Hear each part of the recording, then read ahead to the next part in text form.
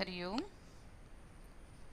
In the operating system course of 5th semester, we are currently discussing module 1. So in our previous session, we talked about what operating systems do, right? We discussed what is an operating system, what are the different components, four major components of a computer system. Then we also talked about how operating system is explored based on two different views. One is the user view, the other one is system view. Then we discuss simple definitions for operating system. So in this video we are going to talk about the very basics that we should understand for um, learning the concepts of operating systems. So let us just talk about the computer system organization. All of us know that the computer system operation, for doing the computer system operation or for operating the computer system, one or more CPUs will be used in a computer system, and some of the device controllers will also be available, and all these things are connected through common bus providing access to shared memory. So this is how everything will be connected. We have the CPU and all the peripheral devices like this will be connected to the memory using a common bus, and these devices will have their own device controllers also. And if you see here, the CPU will be executing the program or the process, and the devices will be transferring the data to and from the memory. If this is the case, the CPU and the memory will be requesting or competing for the bus, or you call it as memory cycle also, because the CPU wants to access data from the memory, or it wants to store the data into the memory. At the same time, all these peripheral devices will also transfer the data to the memory, or from the memory the data will be transferred to these devices. So depending upon the type of device that you have connected to the computer system. So this is how it will be operating, and all of us know that when you start up your computer, there is a program called Bootstrap program which will be loaded when you switch on your computer or when you reboot your machine. And this Bootstrap program will be stored in your read-only memory. This is generally known as a firmware which will be stored in the read-only memory, and this is the one which initializes all aspects of the computer system. So when you switch on your computer, you can see that it checks all the devices connected to it, it checks the memory. All these things will be done by the read-only memory firmware. And once this Bootstrap loader program is executed, this program will load the operating system from the secondary storage device to the primary memory. So the Bootstrap program is nothing but, we know that what is a booting process, right? Booting is nothing but loading the operating system from the secondary storage device to the primary memory, right? Let me take, yeah, so I'll show you here what happens. So let us assume this is the computer. So let me say this is the CPU. Then we will have the primary memory here. Let me say this is the RAM. So let us just change the color of it to something else. Yeah, so this is the CPU we have, this is the primary memory we have, and you do have the secondary storage device. Okay, so let us change the color of it. So this is going to be your hard disk drive, or you call it as the secondary storage device. Okay, So your operating system, right, your operating system and all the application programs, your operating system, application programs, then different files, all these things are available here in the secondary storage device. This we know that, right? But when I initiate my program, you want the it need not be always a hard disk drive. You can have anything, right? So you can have a pen drive, or you can have a CD, whatever it is, right? So the CD may be containing the operating system. If you have a live CD, so the operating system will be available in the live CD. Okay, but we know that when you want to execute a program, the program must reside in the primary memory, right? Only then the CPU can execute this program. Only then the CPU can execute the program, because CPU cannot directly take the data from the hard disk drive. What it has to do, it has to take the data from the primary memory. In the same way, it stores the data into the primary memory. So this is the point that we have to note here. So your operating system is currently available here. So when you start your program, when you start your machine, right? So when you switch on your machine, you need someone to load this operating system into the primary memory. Only then the operating system can be executed, right? So whatever program is to be executed in the CPU, the program must be available in the primary memory. Only then it can be executed. So you need someone to copy this operating system from the secondary storage device to the primary memory. So for which you have read-only memory, you have the ROM. Let me change the color of it. So this will be comparatively smaller than the random access memory. So here what we are going to do, we are going to store the bootstrap loader, LOED, bootstrap loader program.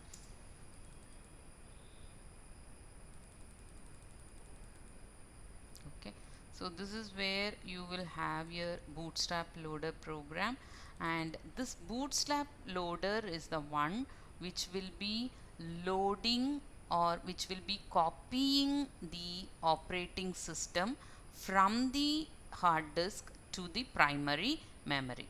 So for copying this operating system from the primary memory to the random access memory, we are going to use the bootstrap loader. So what happens now, this is also a primary memory, right? So the CPU will first execute the bootstrap loader program. Then what the bootstrap loader program will do, this is a copy program, right? So this is also a program. When you execute this program, it copies the instructions of the operating system from the primary memory from the secondary storage to the primary memory. So this will be done by the bootstrap loader. So it copies, right? So let me say copies. What is copied? Operating system is copied from the secondary storage device to the primary memory. Who will be doing it? The bootstrap loader.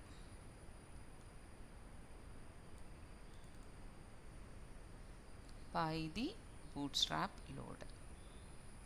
So after copying it, it will be copying the operating system to the primary memory. After loading it into the primary memory, the execution control will be transferred from the bootstrap loader to the operating system. So somewhere here, after copying in the primary memory, one part of the primary memory, right? One part of the primary memory.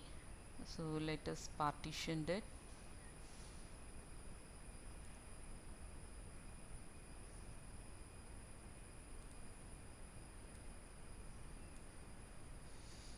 We will be having the operating system. Interesting, right?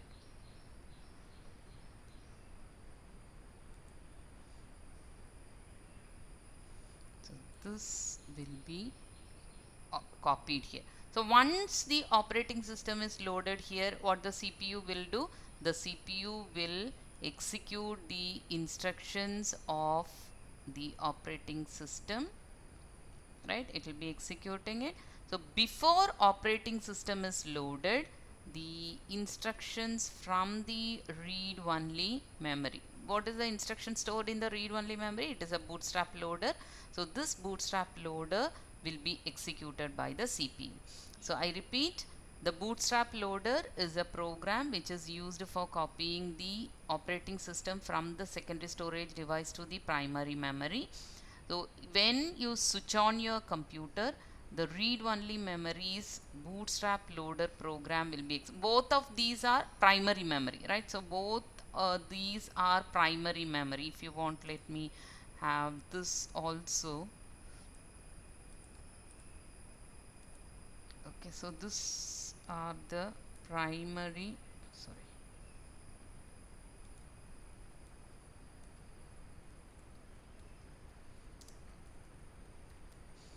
This is the primary memory. So what the primary memory will, the bootstrap loader will do? The bootstrap loader will copy it from the secondary storage device to the primary memory. And primary memory is the read and random access memory. Both of them combined together can be called as the primary memory. But the thing here is, in the read-only memory, you cannot store any data. It's once you have written, you cannot modify the data in the read-only memory. So the firmwares, right, when you want to execute a program, when you switch on your computer, I repeat, when you switch on your computer, you need some instructions to be executed to copy the operating system from the secondary storage device to the primary memory. So those set of instructions are what you call as bootstrap loader program. So this program is available in the read-only memory. So that gets executed when you switch on your computer. This program, after loading the operating system into the primary memory, transfers the control to the operating system. Then the CPU will start executing the operating system. So this is what you call as the bootstrap program, which is loaded at power up, and it is typically stored in read-only memory, and it is known as a firmware. It is used for initializing all the aspects of system. So whatever you have in the computer, all these system components will be initialized by the bootstrap loader, and it loads the operating system kernel and starts the execution. So it loads the operating system kernel means it copies the operating system instructions from the secondary storage device to the primary memory, and then the control is transferred to the operating system. So once the kernel is loaded and executing, it can start providing all the services to the system and its users, and these services are provided outside of the kernel by system programs, and these system programs are also known as system processes or system daemons, right? So these are some of the background processes which are continuously running in your computer system, right? Because the operating system needs to provide some service, right? Operating system is currently loaded into the primary memory, and now the CPU is executing the operating system. Now what the operating system will do? It will wait for the user's request. The user will be continuously requesting for service. If for example, I may be clicking a file, or I may be double clicking on an application, or I may be copying it, or I may be suspending my laptop, or I may be like opening a web browser, right? Or I may be getting the laptop disconnected to the Wi-Fi. Like that, I may be doing different tasks using my laptop or desktop. So by the time the operating system will wait, right? The operating system is the only program which will be running always in your computer system, is it not? So what the operating system will do? It will be waiting for the user's request, right? So what is the request coming from the user is not known to the operating system. So it will keep on waiting until the user presses a keyboard or the mouse through any input device. Okay. So when the user is requesting, it has to provide the service. So for those services, the services are provided outside of the kernel by the system programs also. So some of these system programs are known as system processes or system daemons.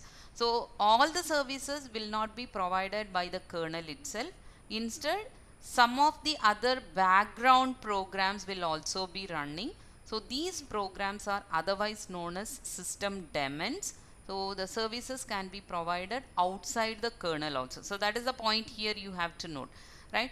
So we said that it loads the operating system kernel and starts the execution. So kernel will be started and the kernel will be waiting for the user's request for providing the service. Fine. But you should understand, all the services are not provided by the kernel itself. Apart from that, some of the other programs, system programs, are also running in the computer system, and these system programs are called as system daemons or system processes, and some services will be provided by these daemon programs also. And how it is going to provide these services is using the interrupt mechanisms and system calls, right? All these services will be provided by the interrupt mechanism and the system calls, because whatever user is doing when he clicks the mouse or when he presses the keyboard, all these are some events that are happening in your operating system, and all these events will be handled by the interrupt mechanisms and system calls. And when you see the this is how the computer is organized, right? You know, this is how the computer is organized, and this is how it is going to initiate all its program and the operating system.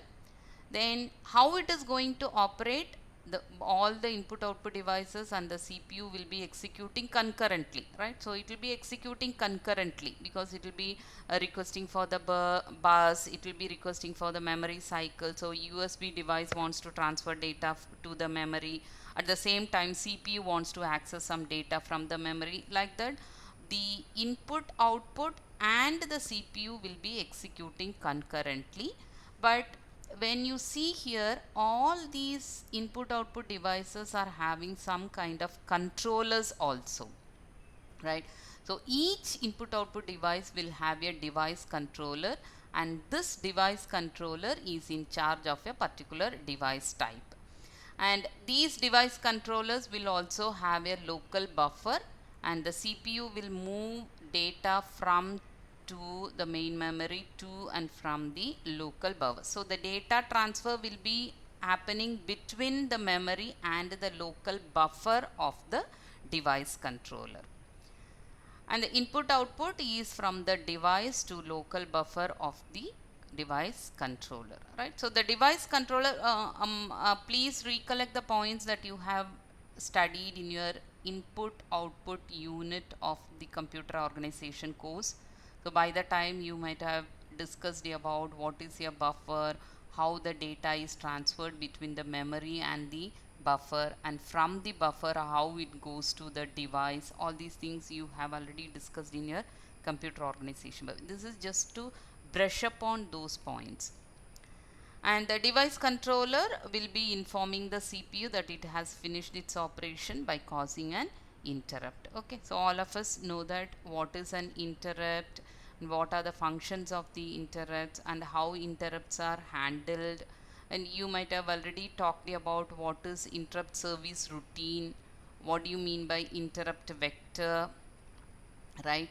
Then what do you mean by a trap? Trap is nothing but a software generated interrupt caused either by an error or a user request. Now an operating system is completely an interrupt driven. It is completely an interrupt driven because it will be running lots of programs. So whenever your user presses a mouse, moves the mouse, or when I press a key, all these things will be some kind of interrupts that are happening in the operating system, and these interrupts will be handled by interrupt mechanism using the interrupt service routines that are stored in the operating system.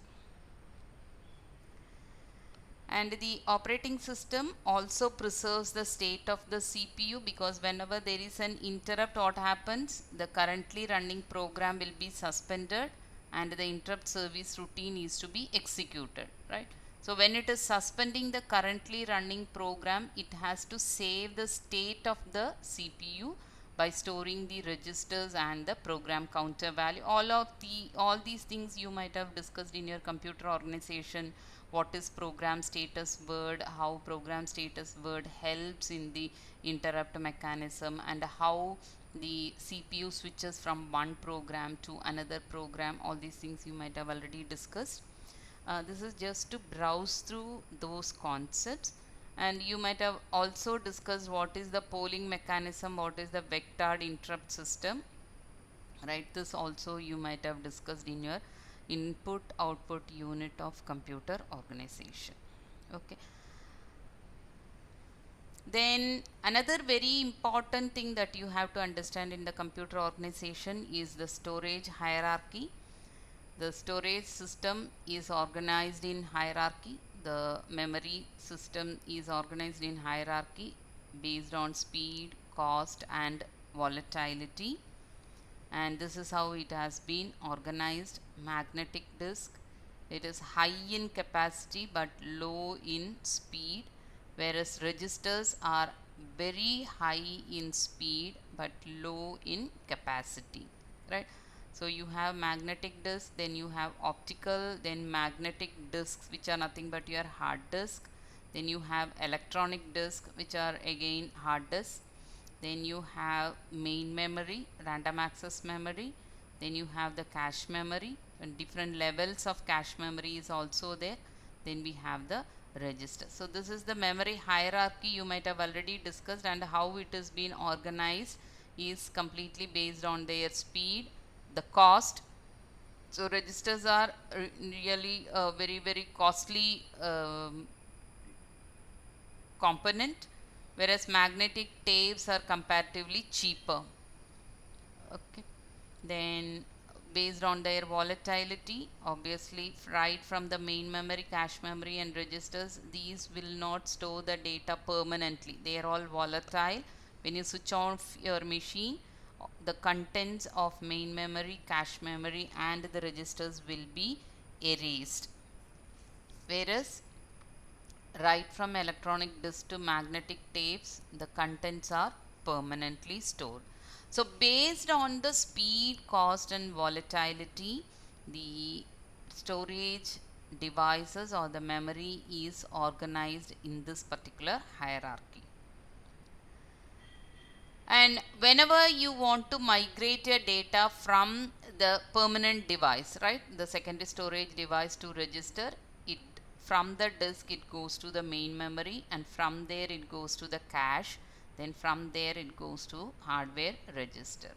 Okay, now whenever we are going to have this storage, the problem occurs only when we are going to have multiple programming or multiple task in the computer system.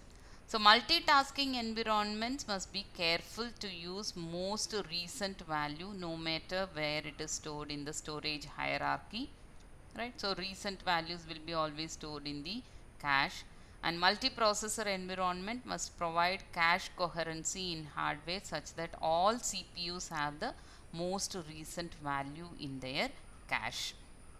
Okay, so always whenever we are going to have the multitasking or multi-programming environment, the cache and the main memory management plays a very important role. So let us see the operating system structure in our next session. Thank you.